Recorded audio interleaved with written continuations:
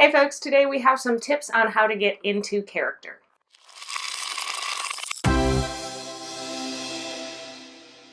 In one of my earlier videos, I talked about an approach to character from an actor's point of view, and so probably my tips in this video as well will be similar, different tips, but from a point of view as an actor getting ready to get into character as one of the player characters.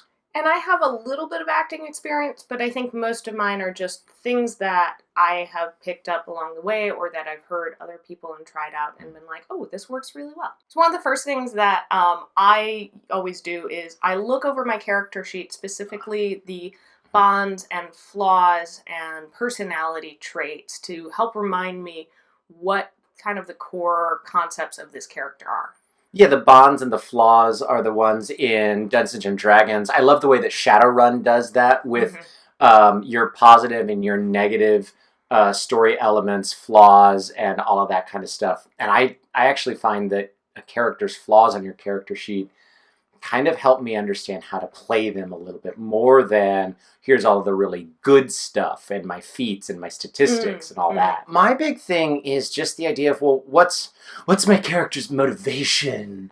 Again, not to be a complete idiot about it, but no, like, why is my character doing this? Why is Storm with the rest of the party? What is it that Aqualane stands to gain if he can overthrow a barony?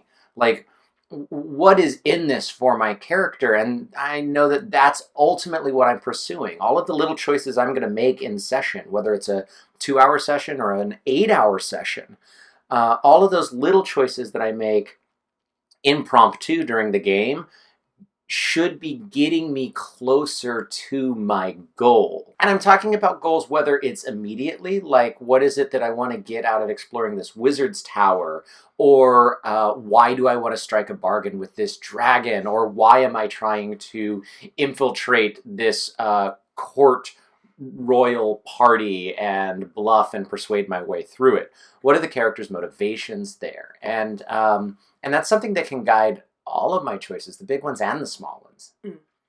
One other thing that I do, this is more when I'm GMing, but I do it to some extent even just as my character, but I have like slightly different postures for different characters.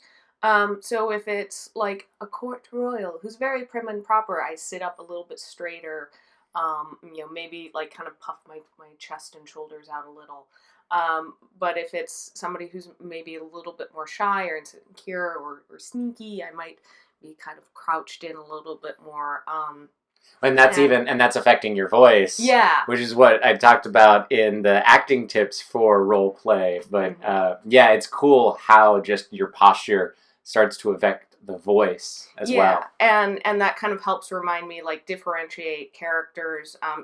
Even for a player, if you have, you're playing in a couple different games, that might be something to help remind you, like, which character am I, kind of that muscle memory will kind of help remind you what character you're playing.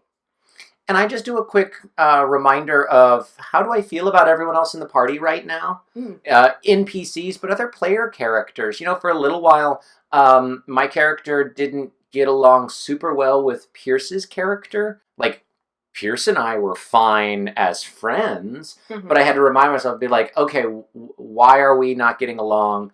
This is what it was. How do I feel about it right now? And that just helps me sort of not have to fumble around or have a dissonance between the way my character interacted with others last session, and that might have been a week ago or a month ago, and how they're interacting with them in this session. And so just that reminder of what are my relationships like right now. And those relationships probably should change and grow over the course of your campaign. So a lot of these tips are kind of things to do maybe half an hour, even like 10-15 minutes before you sit down. But like, I like to kind of on my drive home when I know I've got a game that night, I'll talk to myself in the character's voice, whether it's, I'm doing an actual voice accent type thing, or just in the speech pattern of that character to kind of remind myself, okay, what does it sound like? And then I can make all of the goofs and be like, that's not the voice at all Yeah. on my own. So when I sit down at the table, I'm kind of refreshed with, okay, this is the character. I'm ready to go. I'm ready to jump right in. And when it comes to talking through the situation or running things through out loud, don't think of that as railroading. If that's a technique that you want to use, you can. And don't let somebody tell you that, oh, well, that's just pre-planning and you'll be railroading your players or the DM or the story. How many times have you won a pretend argument in the shower? Or really figured out what it is that you wanted to say because you know something's coming up later, and so you just rehearse your speech. Well, your character can be doing that as well. I think that's a really good idea. Mm-hmm. And maybe you can play with a couple of things. Well, if it doesn't go well, how do I think I want to respond? And if I get my way, how do I want to respond? And that allows you to believably and honestly and to your character, honest to your character, respond in that moment without railroading. So as you're practicing, if you want to use that technique, don't get locked into it. Don't say, well, this is the only words I can say, and this is the only way I'll respond.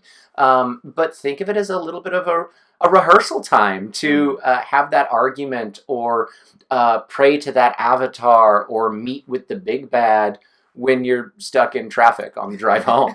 One thing that I haven't actually tried this out yet, but I know I've heard a lot of people try it, and it sounds like a good way to kind of get into character is to put together a playlist for your character. Music, it can really affect mood and character and all of that.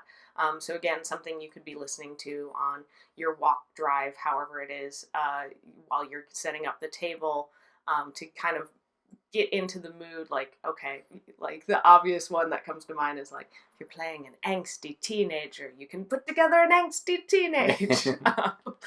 But just finding music that kind of reminds you of that character. Oh, absolutely. I mean, Tucker did that with the Veil game that he ran for years, and it was great. And as a DM, what was neat was he gave all of us copies of that album and pointed out songs that were specifically for our characters. Me and Brent, one of my characters' songs had the lyric, "I'm not a good brother, but I'm the only one you've got," because I was a pretty crappy brother to Brent's character.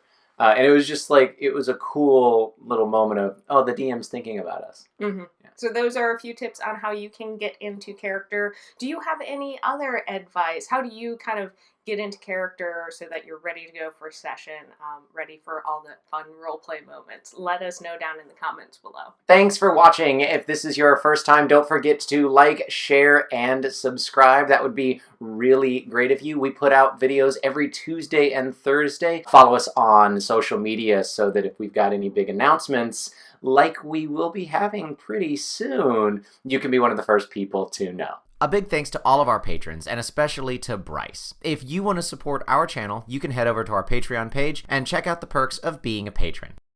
Thanks so much for watching. I'm Dawn. And I'm Ryan. And this is Roll for Initiative. Bye. Bye.